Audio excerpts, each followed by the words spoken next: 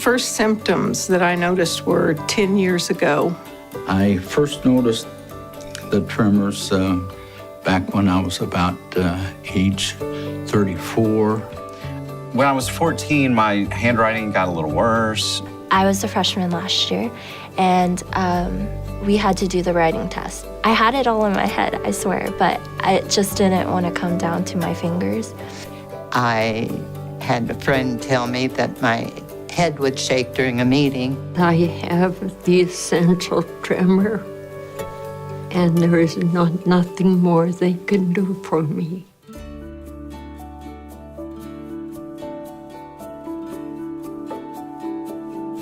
A tremor is a shake, typically affecting the hands. It may also affect the head, it may affect the voice, it may occasionally affect the leg as well. It is the most common movement disorder. It is one of the most common neurological diseases, bar none.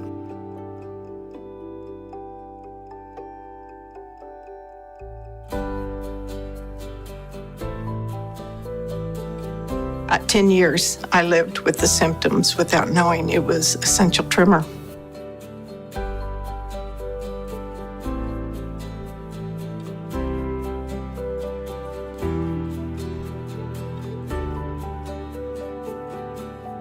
You don't want to be diagnosed with something that you can't fix, and that's really frustrating because you're stuck with it.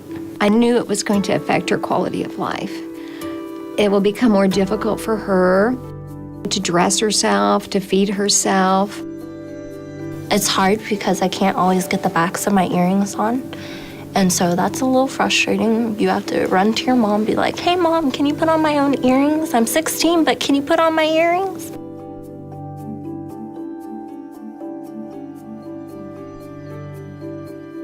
I look in the mirror and try to put makeup on, and the head doesn't want to quit shaking. When eating super chili, with my right hand, by the time I get to my mouth with the spoon, why, the spoon's empty.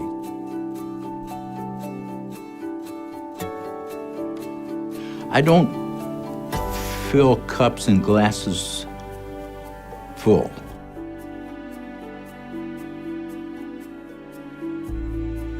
If you've ever tried to read a book and your head is bobbling, you're reading almost every sentence 3 times because you can't follow the sentence across. I'm mostly confined to my recliner chair.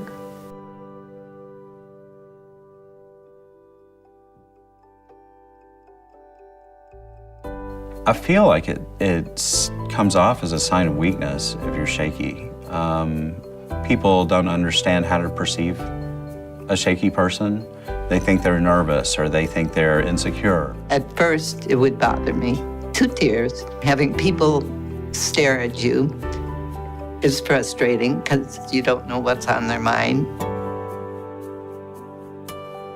It's the small things that kids will notice. They'll be like, "Hannah, why are you nervous? You're shaking so bad." I say that I have an essential tremor, that this has been hereditary in my family, that my grandfather had it, that I'm not nervous, I'm not scared, I'm not weak, I just shake.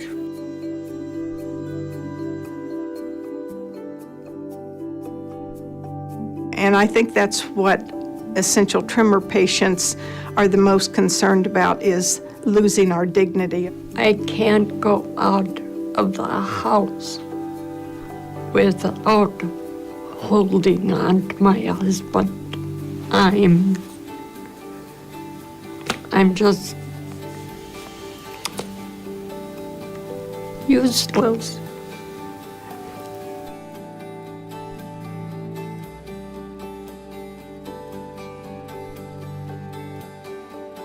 Compared to Parkinson's disease, which is also a field where I work in the last 10 years, we've had about 5 to 7 new drugs for Parkinson's. With essential tremor, we try drugs that we use for other indications, but there has not been that sort of focused research that's required.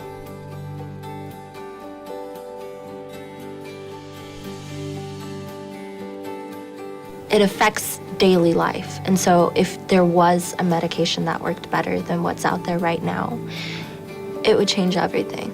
I would give anything if they could find an answer